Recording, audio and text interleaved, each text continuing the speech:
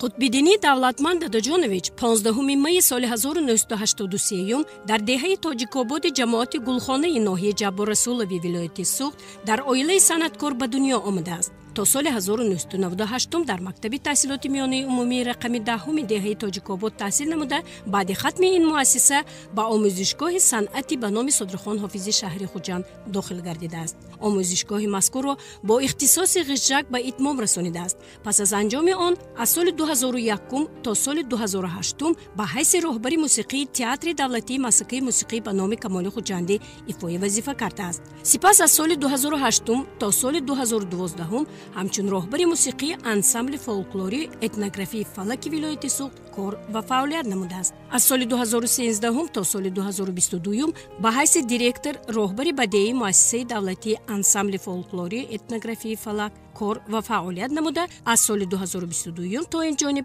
راهبر موسیقی انسامبل مذکور می باشد. او سال 2017 اختصاص سرودخوان خلقی فاکولته صنعت دانشگاه دولتی خوجند به نام اکادمیک باباجان غفورов را ختم کرده است. نامبرده در برگزاری چهاربینی‌های فرهنگی ولایتی و جمهوریوی جشن و عیدها به حیث راهبر موسیقی شرکت ورزیده جهت آمادن مدنی برنامه‌های کنسرتی سهمی ارزنده خویش را می‌گذارد. سرود و آهنگ‌های ایجاد نموده او را حافظان شناخته صدرای جمهوری نگینه امانقلووا، گلاسال پولاتова، امیرجان روزیев در جشن چهاربینی‌ها پیشکش دوستداران صوت و نوا کردند. امروزها نقش هنر و استعداد و مهارت والای قطب‌الدین دولتمند در تمام برنامه‌های رنگین فرهنگی احساس می‌شود. آهنگ‌های مرغوبش به قلب مردم راه می‌یابند و سرود و ترانه‌هایش دلها را به خروش می‌آورند. پاداش زحمت‌هایش با نشان سریسنگی اعلاچی فرهنگ جمهوری تاجیکستان با مدال خدمت شایسته و عنوان هنرپیشه شایسته جمهوری تاجیکستان قدردانی گردیده است. اویله‌دار صاحب 3 فرزند میباشد. ساعت دیدار نزدیک است، تو تصور نتوانی کرد. خوش آمدید دولتمند به ساعت دیدار. امیدوار هستیم که امروز با حضور خویش و پیشنهاد سرود و آهنگ‌های جذاب خاطر ما و بینندگان عزیز ما را بالیده می‌دارید. السلام علیکم به تمام تماشابینان برنامه ساعت دیدار، به تماشابینان تلویزیون ولایت سوخت که ما را دعوت کردید. ما امروز شکرانه میکنیم که در فضای تینجی صلح و آزادی قرار داریم. البته من با چندین سرود و آهنگ‌های تازه ایجاد به این برنامه تشریف آوردم. سلامت باشید. و ما خوب میدانیم که شما تمام سال از پی کار و ایجاد هستید. در تمام چهاربینی‌های دولتی فرهنگی فعالانه اشتراک میکنید و سهم ارزشمند خویش را میگذارید. خب امروز دنبال کدام پروازهای ایجادی هستید؟ البته ما شکرانه میکنیم که امروز برای ما جوانان چنین شرایطی خوب مهیا گردیده است. ما باید فقط ایجاد کنیم برای هنرمندان، برای جوانان، برای وطن، برای ملت باید ما خدمت کنیم. شکرانه میکنم که امروز ما در مؤسسه دولتی انسامبل فولکلوری etnography فلکی ولایت سوخت به حیث راهبر موسیقی کار و فعالیت دارم. البته چندین با نوگانی ها هست به نزدیکی جشن فلک که در تئاتر کمال خوجندی با شکوه برگزار گردید. شما هم اشتراک داشتید. یک برنامه خوبی برای مردمی تاجیک، برای ولایت سوخت پیشنهاد کردیم که خیلی پسند آمد. بسیار آهنگای خوب بود، سرودهای نوگانی بود، جوانان اشتراک کردن در این برنامه. سلامت باشید. خب چون شما امروز مهمان برنامه ما هستید، حتما مخلصانتان میخواهند در بابت چگونه به عالم هنر پیوستنتان معلومات پیدا کرده باشند. ما خب میدونیم که شما در فضای اویلوی در محیط فرهنگی به کمال رسیده اید. همینطور؟ البته این سند در عائله ما این میراثی هست برای من. این میراثی هست که من شکرانه میکنم که در عائله صنعتکار تولد شدم. شادروان پدرم صنعتکار. کوشش میکنم که صنعتکاری اصیل شوم. بله، امروز شما نه تنها خود بلکه با برادرتان همچنین ادامه بخشنده کار و پیکار بابای و پدرها و فرزندانتان نیز با همین راه رفتند و حیات خود را با عالم هنر پیوستند. البته. سلامت باشید. خب میخواستم یادداشت‌های نیکتان را با پدر که خیلی که گفتیم امروز ادامه بخشنده کار و پیکار آن کس هستید اندک ورق گردان میکردید. من در عائله فرزندی خردی می باشم. البته فرزندی کینجه. بسیار در وقتی کودکی هم در وقتی مکتبی هم شوقی بلند داشتم. تا حال همون ذوق به من هست که من باید صنعتکار شوم، باید که نوازنده شوم، باید که من به خودم یک چیز گذاشتم که من باید همین به قله‌های بلند رسم. خب در خاطر دارید از کی آغاز کردید به سرودخوانی و نواختن آهنگ؟ وقتی که من در مکتب میانه تحصیل میکردم در کروژاک بود، محفل ها، در محفل ها الکی من در آنجا به حیث حافظی اشتراک میکردم. در تمام چهاربینی مکتب میانه من بودم، در اندلیب ها بودم. ما هر یک صبح با همراه پدرم مشق میکردیم. یعنی پدرم هر یک صبح به ما نازکی سند را میفهماندم. خودی پدرم بسیار ایجادی میکردن در صبحی صادق ایجاد میکردن. الهامشان از صبح بر وقت می آمدن. البته ما در آمده همراه دانشمند همراه میشدیم. در صحبت با ما دانشمند گفته بودند و خود شما نیز یادرس شدید که دانشمند خیلی شوخ بودند در آوان بچگی. شما چگونه بچگیتان گذشته است؟ با فکری من نه آنقدر مثل دانشمند، لیکن دانشمند شوخ بودند در اختیار. سلامت باشید. خب در مکتب میانه تحصیل کردید، در مکتب هم خیلی که گفتید در محفل ها شرکت میکردید. بعد ختم مکتب خوانشتان را، تحصیلتان را در کجا ادامه دادید؟ من بعد مکتبی صنعتی ناحیه جبار رسولوف که به نام شادروان پدرم هست، به آموزشگاه صنعتی به نام استاد صادقخان حافظ آمدم. آنجا را ختم کردم. بعد فاکولته صنعت را ختم کردم به حیث سرودخوانی خلقی. البته با تئاتر کمال خوجندی راهبری موسیقی شده کار کردم. با دستگیری اساسگزار صلح و وحدت جناب عالی محترم امام علی رحمان پیشوای ملت که در ولایت سوق مؤسسه دولتی انسامبل فلک تأسیس یافت، در آنجا به حیث راهبری موسیقی کار و فعالیت کردم. خب سلامت باشید. خب بیایید این لحظه یک بخش موسیقی اعلام میکنیم و یک ترانه دلانگیز را برایمون اجرا میکنید که از ایجاد خود شماست. این کدام ترانه است؟ البته من یک روز کتاب رو ورق زدم از یک غزل از غزلی مولانا هست. غزلی مولانا هست، آهنگ از خودم هست، برای شما پیشنهاد میکنم. تشکر زیاد. خب بینندگان عزیز یادآور میشوم که امروز همه آن سرود و آهنگ هایی که پیشنهاد شما میشود ایجاد خود دولتمند است و در ابتدا که همسرایان کودکان باغچه پرزیدنتی اینجا یک ترانه خیلی جذاب برای ما پیشنهاد کردند، محصول ایجاد دولتمند است. خب ترانه نوبتی رو میشنویم.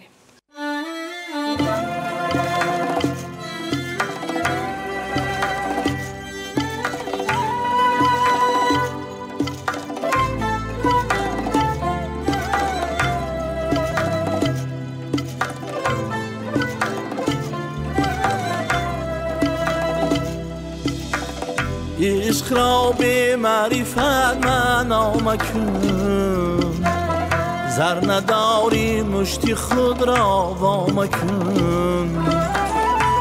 عشق را به معرفت معنا مکن، زر نداری مشتی خود را وا مکن.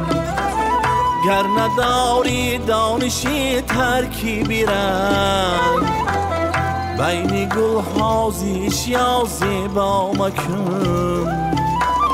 گر نداری دانشی ترکیبی رنگ، بین گل ها زیش یا زیبا مکن.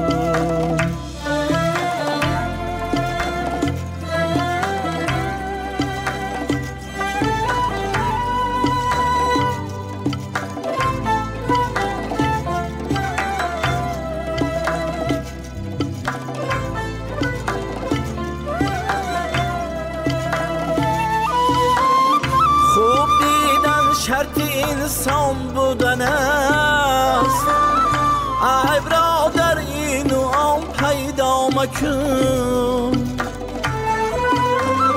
یکی از لرزیدن دل آگهی، هیچ کس را هیچ جا رسوا مکن. پیروی خورشید یا آینه باش، هرچی اوریان دیده افشا مکن. عشق را به معرفت معنا مکن، زر نداری مشتی خود را وا مکن. گر نداری دانشی ترکیبی رنگ، بین گل ها زیش یا زیبا مکن. عشق را به معرفت معنا مکن.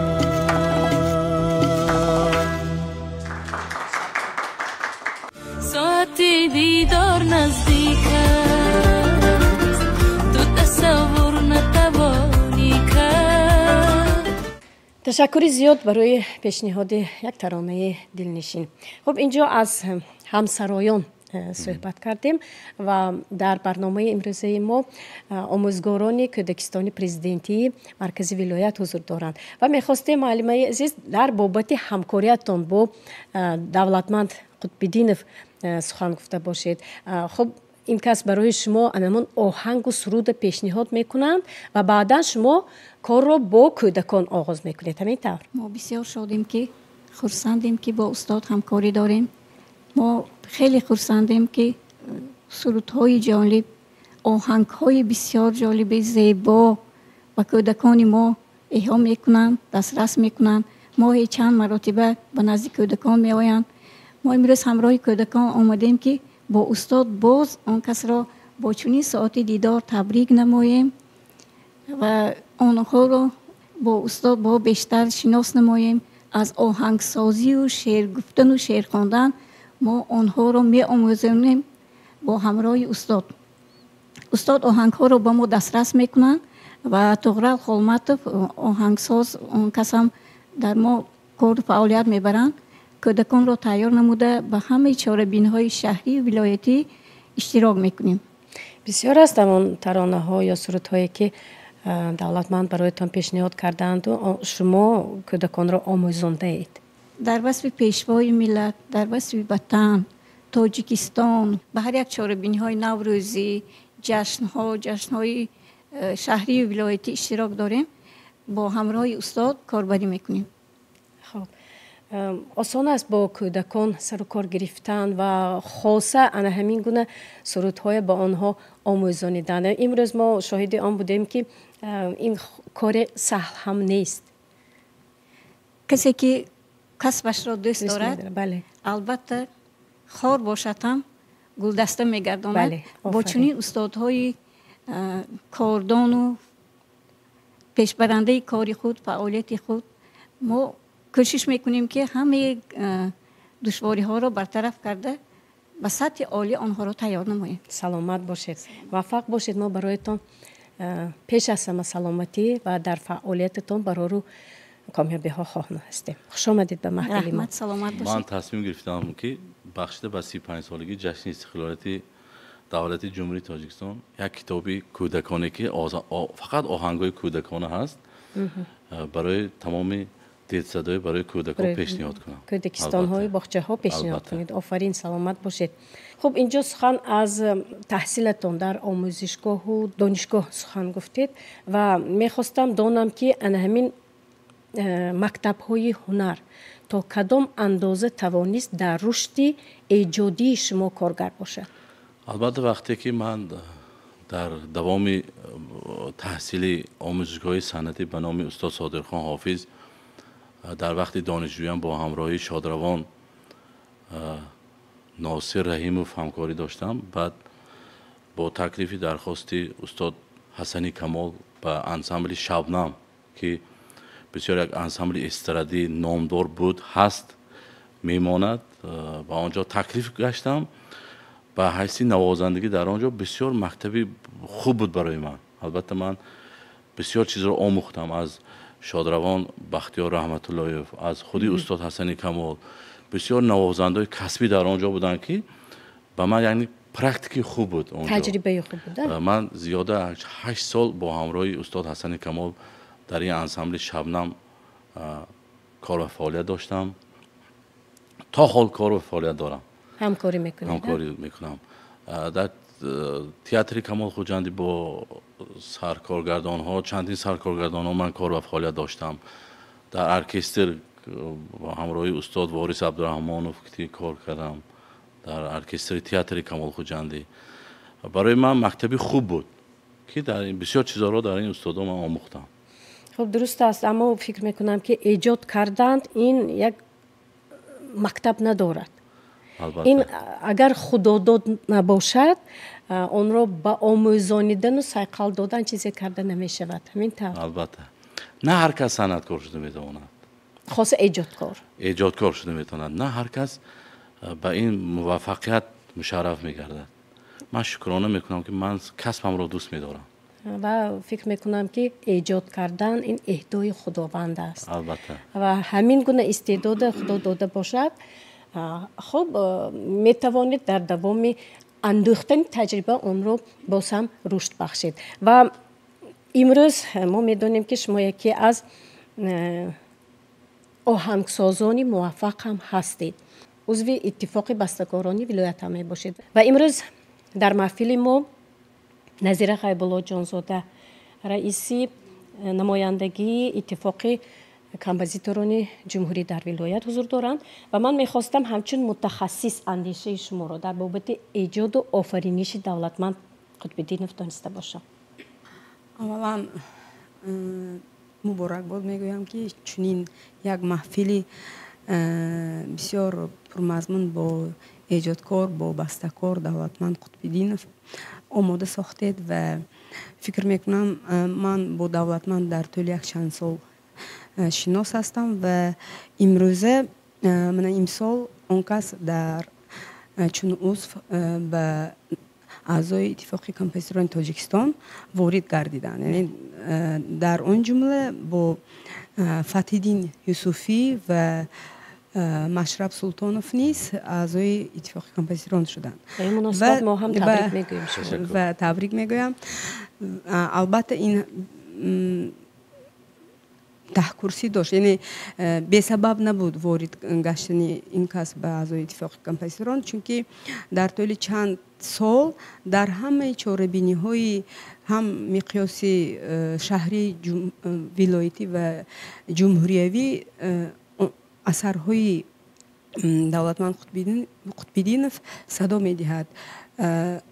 نه فقط با سرایندگانی مشهور، بلکه چنانه که امروز دیدیم با کودکان که نه به همه بسته‌کاران این میسر میگردد، چون که برای ایجاد کردن برای کودکان باید ذوق کودکان، پسیخولوژی آنها را در نظر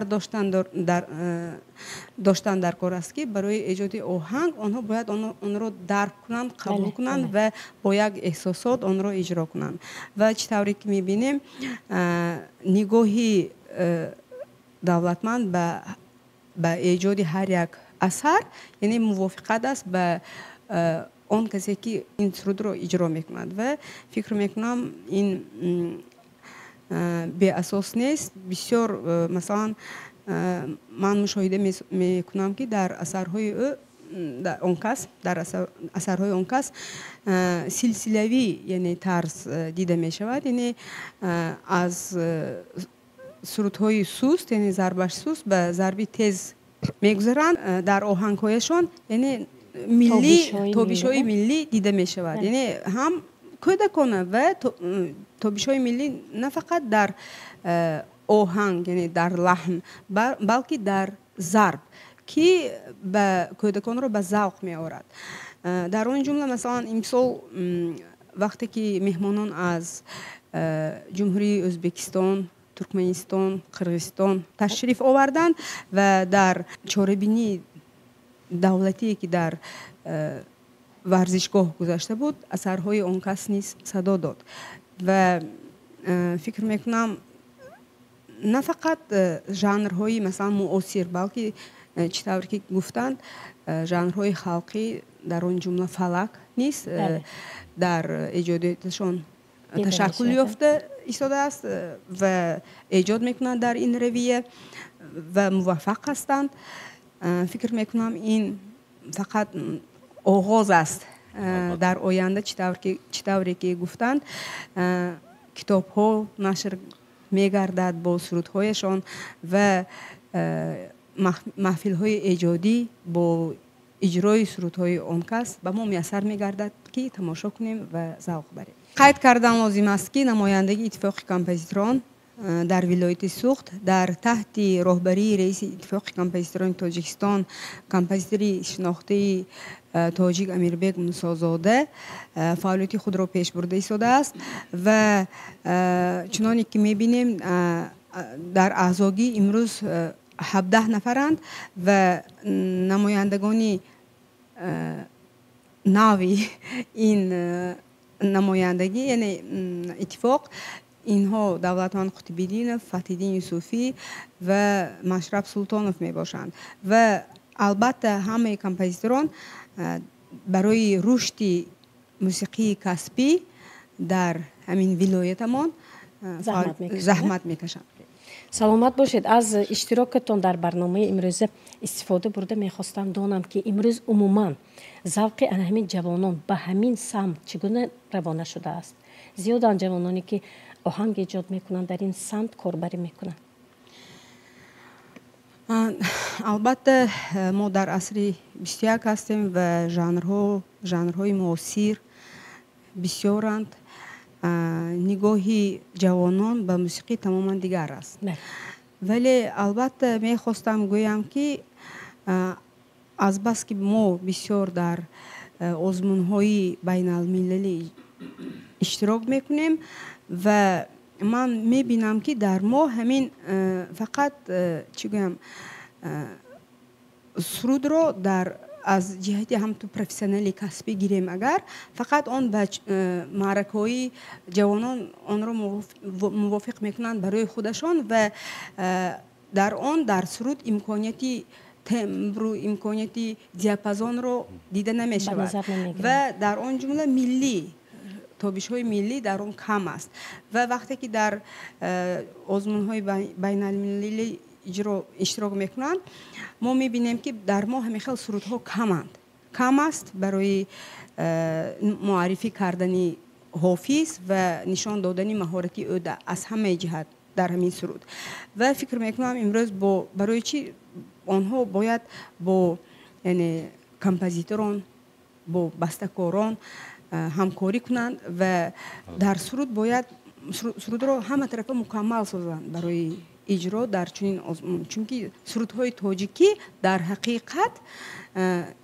اگر در آن ملی با نظر داشتی ملی ایجاد شوند آن بسیار زیبا است ولی آن را باید معرفی کرد در صحنه‌های بین الخلقی و این کم دیده می شود و امروز من البته می خواهم به جوانان به آن جوانانی که به ایجاد اکنون سر و کار گرفته ایستادند مراجعت کنند با هم همکاری کنیم و یعنی درجه کسبیت در سرودها در این ژانر بلند برداریم. سلامت باشید. به هر حال باید بگوییم که اشتراک در آزمون با نفوذ جمهوری تاجیکستان وطنی عزیز من نشان می‌دهد که در بین جوانان کم نیستند که سرود و آهنگ‌ها ایجاد می‌کنند و من امسال چند نفر از جوانان اشتراک کردند، سزاوار جای‌های افتخاری شدند و یکی از آنها دانشجوی کالج صنعتی به نام صادرخان حافظ شهری خوجند است که در این آزمون اشتراک کرد و سزاوار جای سوم گردید. بله، در اون جمله می‌خواهم گویم که در همین طول 3 سال ما با دولتمند قطب‌الدینов در چهاربینی‌ها این در آزمون‌های اندلب و آزمون تاجیکستان وطنی عزیز من در دوره اول چون اعضای حکمان اشتراک داشتیم و ما مشاهده می‌کردیم که در ما جوانان بالیاقت که امکانیتی وسیع دارند برای ایجاد کردن بسیارند ولی کمی در آنها مثلا همکاری کسبیت نمیرسد و ما همیشه آماده هستیم آنها رو دستگیری کنیم و البته این غالبیت در آزمونی با نفوذ جمهوری تاجیکستان وطنی عزیز من بی اساس نیست. به آنها به این برای رسیدن تا این درجه بسیار کار کردن در کار است و فکر میکنم در آینده باز چنین موفقیت ها بسیار میشوند. سلامت باشید. یک جهان سپاس. و چخیلی که گفتیم دولتمند قطب‌الدینов نه تنها برای خودشان، چخیلی که گفتیم برای همسرایان، برای مطربان، برای سرایندگان ورزیده هم آهنگ ایجاد میکنند و اینجا که حسن کمال در برنامه ما حضور دارند نخست میخواهیم از شما سرود بشنویم بعد صحبت را ادامه میدهیم. برامد.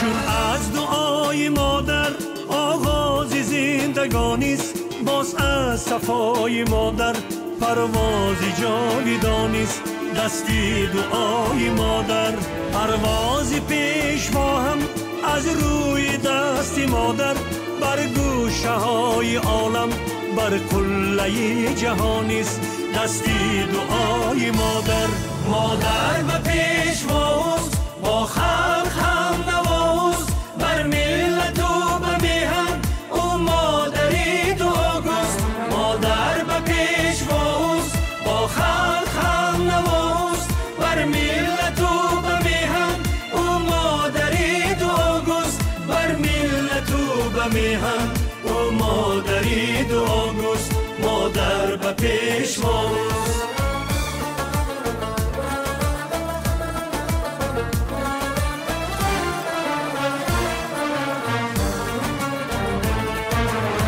جاریست از کفی آبی حیات دنیا پس کی دعای مادر از مصیبات دنیا پرواز پیشوا هم از روی دست مادر مادر کلید جنت اصلی نجات دنیا مادر فرشته دل او هم فرشته جان مادر فرشته دل او هم فرشته جان مادر به پیشواست با خلق هم نواست بر ملت و به میهن او مادری دعاگوست مادر به پیشواست با خلق هم نواست بر ملت و به میهن او مادری دعاگوست بر ملت و به میهن او مادری دعاگوست مادر به پیشواست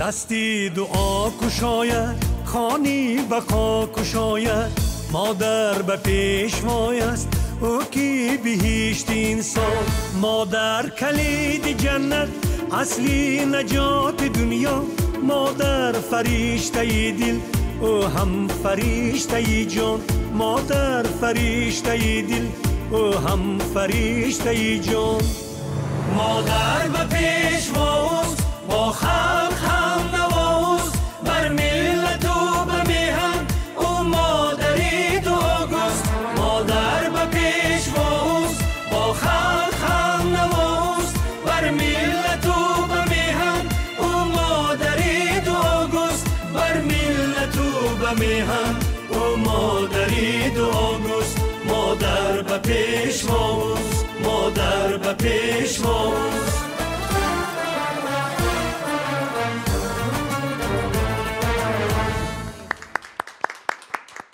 ساعتی دیدار نزدیک است تو تصور نتوانی کرد. تشکر زیاد. بسیار یک ترانه پرمحتوای شنیدنی بود و این لحظه میخواستم در بابت چگونه تولید شدن این همین سرود برای ما قصه کنید. تشکر زیاد. من خیلی شاد هستم که در این برنامه ساعت دیدار حضور دارم. یک چیز را قید کرده هستم که چلگی در اینجا بسیار متخصصان و همین اهل ایجاد سخن کردن. البته یک چیز رو قید کرده هستم، دولتمند رو من همچون شاگرد خود قبول کنم، این خطا نمی کنم خود کردن، برای اینکه دولتمند چیزی که خودشون قید کردن از دوره های که سالهای 90 همراهی ما در یک دسته انسامبلی ساز آواز شبنم، همچون یک نوازنده، یک مطربی بینهایت خوش، هم آواز خوب، هم نوازنده، همه طرفه بودن. ما احترامشون کرده. البته اولین با همین صدای موسیقی غیجک، همچون در نوازش ژانر استرادی ما به انسامبل قبول کردیم. امروز ها شاد هستیم که دولتمند روز تا روز اوج گرفته، برای هنر در روش کرده، برای هنری خود سایقل داده، برای مردم و ملت، برای وطن خدمت کرده ایستادن. این برای استاد افتخار است.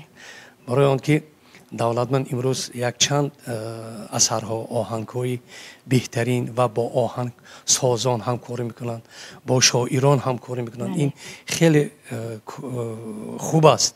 мо ифтихор мекунем ки анаме хел шогирдҳо бисёр бошанд. ва чиқале ки ман ин сурудро дуои модар ки ман ҳозир иҷро кардам, ин албатта аз худи анамин оҳанги асари анамин давлатманд буд ки махсус мо дар рӯзи иди 8 март ки дар рӯзи модар ки ҳамин сол мо қайд кардем рӯзи иди занонро, ман бори аввал хоҳиш кардам ки ба давлатманд ягон оҳанги хуб агар мешуд бисёр нағз мешуд.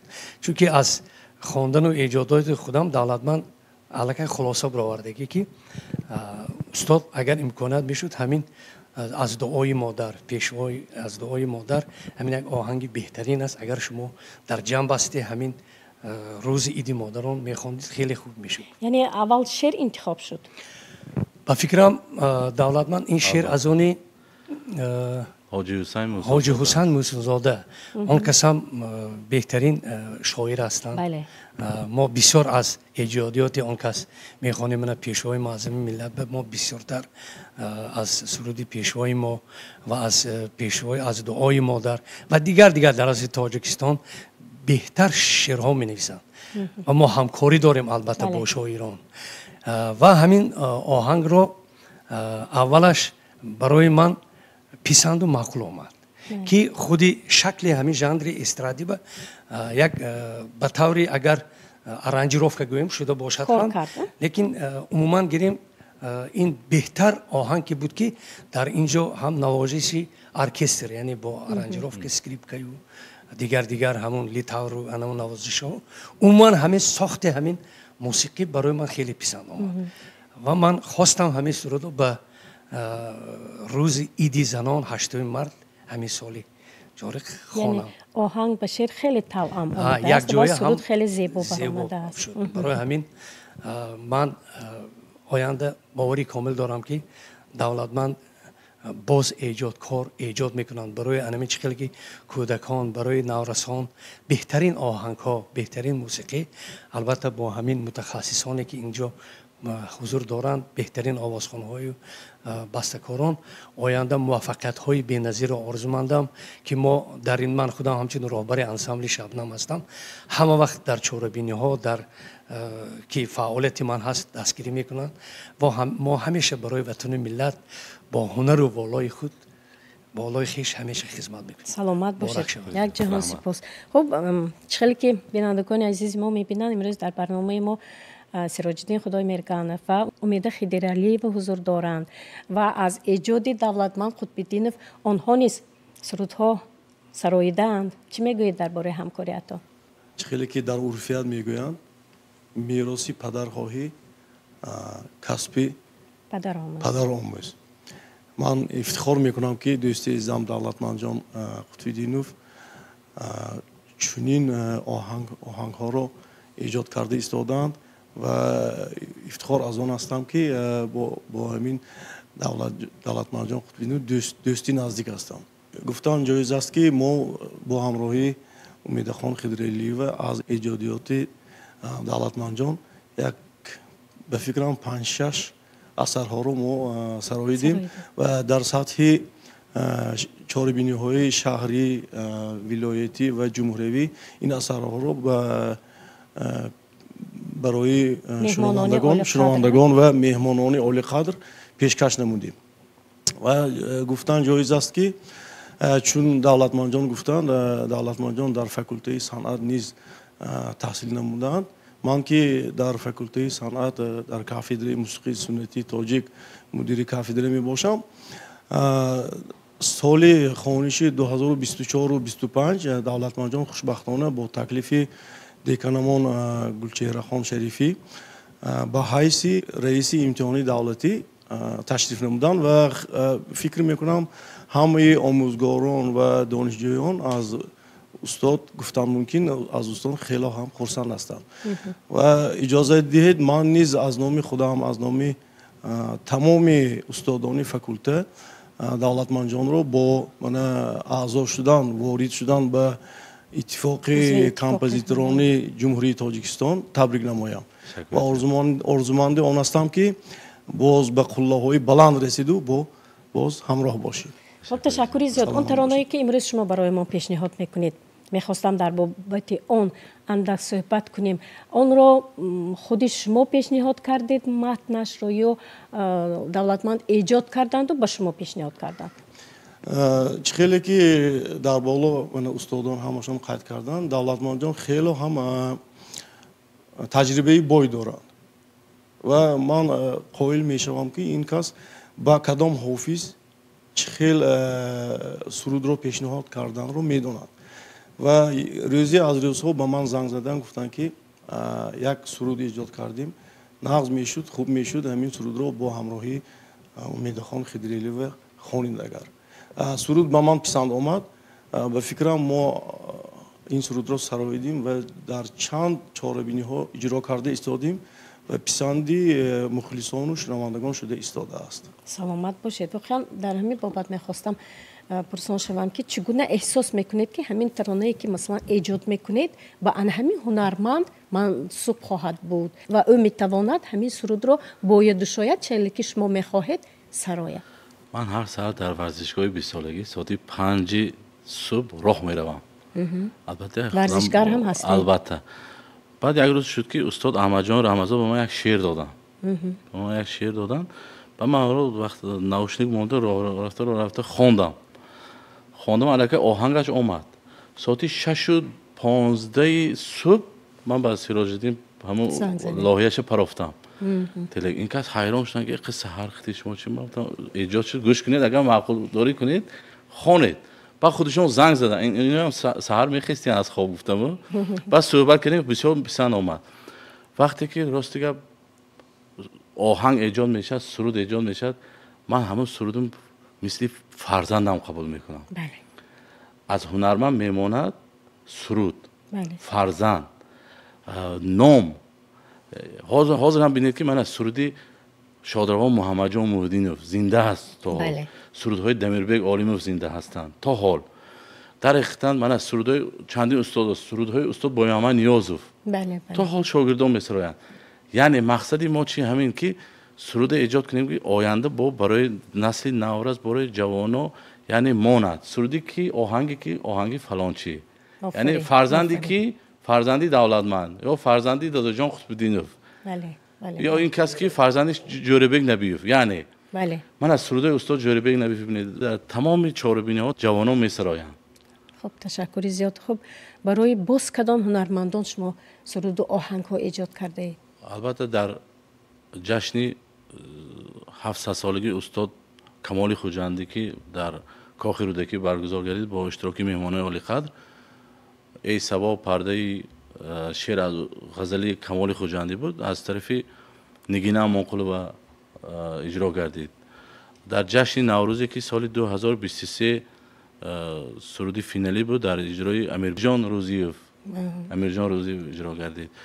من با همراه بسیار هنرمندا خطی همکاری دارم با یک سرودی که در 20 سالگی فعالیتم از طرف ولی جان عزیزوف اجرا گردید با تمام هنرمندایی که با گلاسال پولات و در جشن 30 سالگی استقلالیت جمهوری تاجیکستان که سرود شهری من بود من وای سرود را خودم سراییده بودم البته به من پیشنهاد کردن که همون سرود را گلاسال پولات و سراید من گفتم چرا نه گیرد خواند گفتیم مقصدی ما همین بله ایجاد کنید که دیگران هم از اون بهره برند. البته. سلامت باشید. یک آهنگ دیگر از جانب شما میشنویم. کدام آهنگ است؟ یک آهنگ نوای جان است که من برای این اصلا این آهنگ رو برای از یک استادی رقص به من پیشنهاد کردید که ما میخوایم که یک رقص تاجیکی مونیم یک رقص ملی مونیم یک آهنگ ایجاد کنید. ما آهنگ رو نوای جان نام دارد همراهی نوازندگان انسامبل ایجاد کردیم و البته در استودیوی انسامبل فلک ثبت کردیم. میشنویم. البته.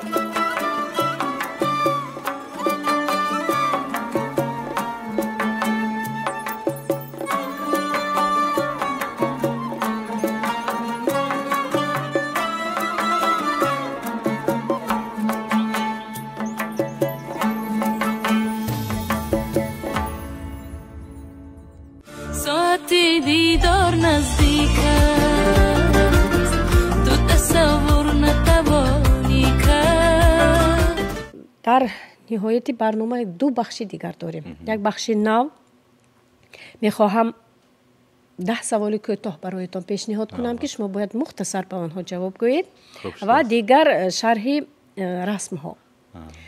خب آماده باشید، سوال ها پیشنهاد می شوند. زندگی چیست به اندیشه شما؟ برای زندگی کردن ساختن نکار زندگی را، یعنی ایجاد کردن. ایجاد کردن یعنی برای سلامت باشید. کدام خصلت نجیب انسانی را دوست می دارید؟ البته خاکساری را. با کدامش نفرت دارید؟ با دروغگویی. خوراک دوست داشته‌تان کدام است؟ آشی پلاو. خودتان خوراک پخته می توانید؟ البته. از چی می ترسید؟ از خدا. آیا باری دروغ گفته اید؟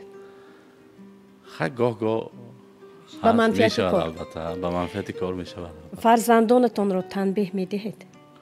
نه. تعریف و توصیف را می پسندید؟ نه. ورزش را دوست می دارید؟ البته. اگر سراینده آهنگساز نمی شدید پس کدام کسب را انتخاب می کردید؟ ورزشکار. آفرین. شعار زندگیتان چیست؟ شعار زندگی من فقط به پیش. تاجیکستان به پیش. تاجیکستان به پیش. سلامت باشید. و نهایت بخش دیگری ما شرح رسم ها است. رسم ها از حیات و ایجادیات شما پیشنهاد می شوند و آنها را شما باید مختصر برایمان شرح بدهید. مرحمت. رسم اول دوری دانشجوییم با شادروان پدرم. من کرسی سیم بودم. تشکر. رسم دیگر در جشن 30 سالگی اجلاسیه قصر ارباب با همراهی معلمه سایرام ایسایوه در چاره‌بینی. آفرین. رسم دیگر در جشن 20 سالگی فعالیتم که با همراهی برادرم سرودهای شادروان پدرم را سراییدیم با همراهی دانشمند. آفرین. از شب ایجادیتان یعنی. البته. به نزدیکی استاد همنامی من دولت نظری به ولایت سوخت به شهر خوجند به یک مرکه آمدن، ما همراه بودیم. آفرین. رسم دیگر البته این فرزندی من می باشد. من با نیت نام پدرم را گذاشتم که آینده صنعتکار شود. دادا جان قطب یعنی ادامه دهنده کار و پیکار بابا و پدری خویش خواهند شد. سلامت باشید. رسم دیگر این کی برداشته شده است؟ این نوازنده‌ای که در فاکولته صنعت کالج صنعتی به نام صادرخان حافظ تحصیل میکنم، ما یک ثبت تلویزیونی داشتیم همراهی شاگردان. آفرین. رسم دیگر در جشن 20 سالگی من که استاد جوربیک نبیف بسیار سخنهای معنادار، سخنهای خوب گفتن در برنامه کنسرتی من. از همان لحظه ها برداشته شده است. رسم دیگر رسم های تاریخی در همان جشنی که 20 سالگی من با همراه استادان آهنگ من روزی میلادت ایام مادر مبارک باد سراییده بودیم. همه همراه. رسم دیگر این هم همراه ولی جان عزیزوف. البته در این جشن 20 سالگی فعالیتم. رسم دیگر این چپان که از طرفی همین دوستی پدر ما تحفه گردیده که غلام جان طرفی خودش بگیریم همین تحفه رو که خودی که غلام جان تحفه کردیم رومالش رو قپیده. من غلام جان بیام گفتم بعد که این تحفه از شما نه، تحفه شما علایده باید باشه. یعنی ما اون رسم هایی رو انتخاب کردیم که همه از جشن 20 سالگی ایجادیات شما. رسم دیگر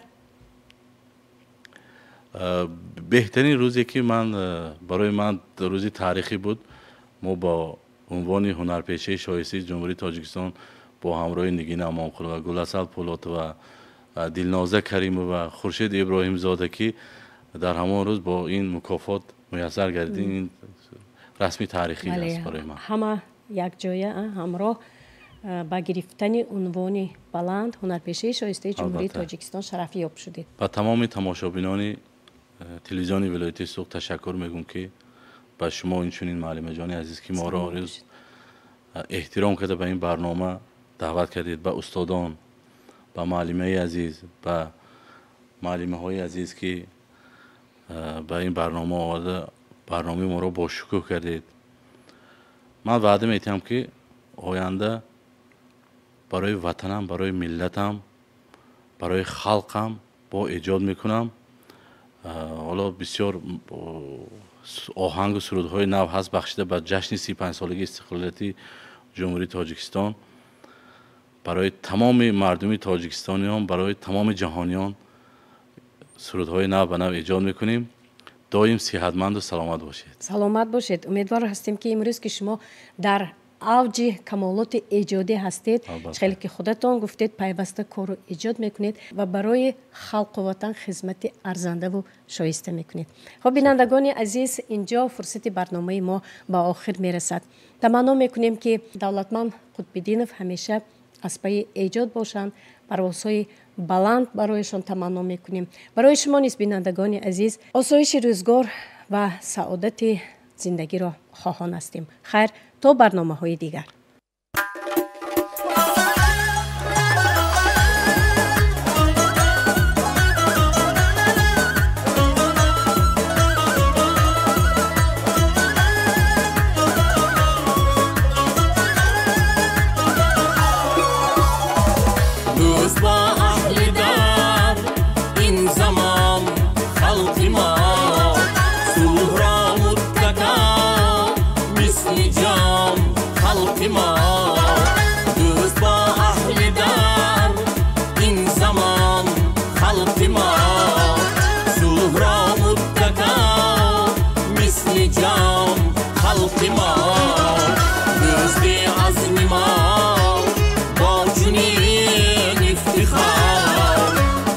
مشهور در جهان خلق ما دوستی عزم ما با جنین افتخار گشت مشهور در جهان خلق ما تاجیکستان من صلح پرور شده این زمان بر جهان صلح آور شده تاجیکستان من صلح پرور شده این زمان بر جهان صلح آور شده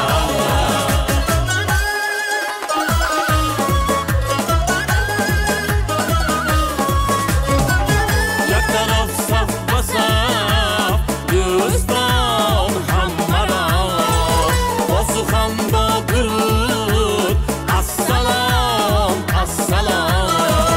گشت مهمان ما خلقا با فرح با نوا با سرود از جهان خوش کلام گشت مهمان ما خلقا با فرح با نوا با سرود از جهان خوش کلام تاجیکستان من صلح پرور شده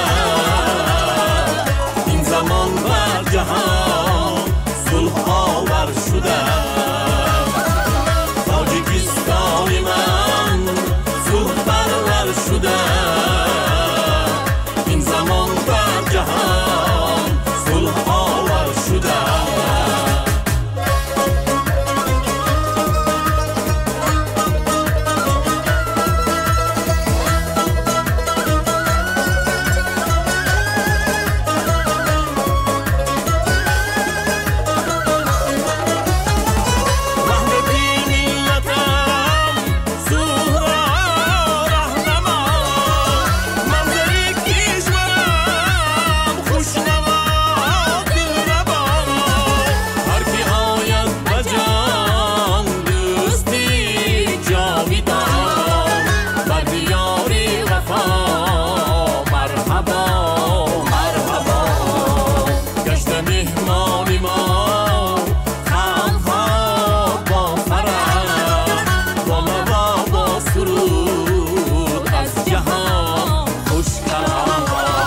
تاجیکستان من صلح پرور شده این زمان بر جهان صلح آور شده